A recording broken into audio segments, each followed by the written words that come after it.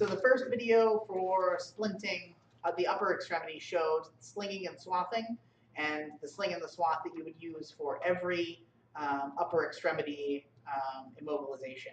Now I'm going to go through the splinting techniques for the wrist, mid-shaft forearm, mid-shaft humerus, and elbow using padded board splints. Okay. For slinging and swathing, see the previous video. So now I'm going to do the splinting for the mid-shaft forearm and wrist fractures. So I'm going to direct my partner to hold stabilization for the left upper extremity. I'm going to check circulation, sensation, and motor function.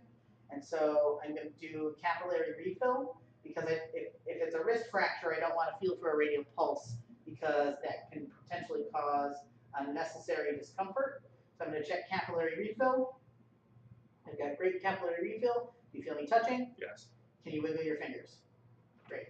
The next thing I'm going to do is I'm going to take a padded board splint and I'm going to apply the padded board splint to the soft side of the patient's body.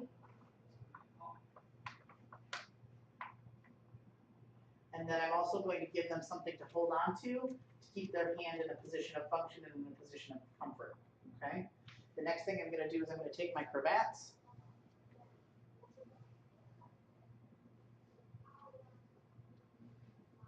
And I'm going to secure the padded board splint by going above the site of the injury, but not across the joint.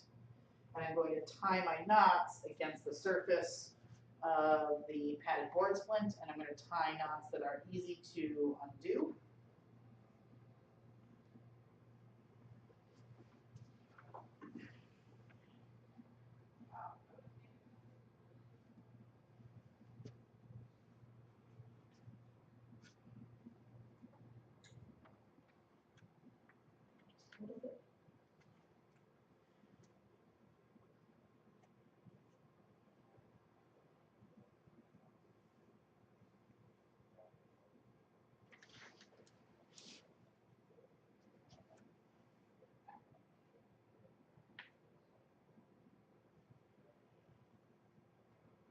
Okay, and so when you see here, so if this is a wrist fracture, so the wrist being here and the mid-shaft forearm being here, I've secured the padded board splint above the sites of the injury, not across the joint. So the wrist is a joint and the fingers are joints, and you go across the top of the hand and you tie your knots across the padded board splint, and then you would sling and swath like we did in the previous video and how we practiced in class.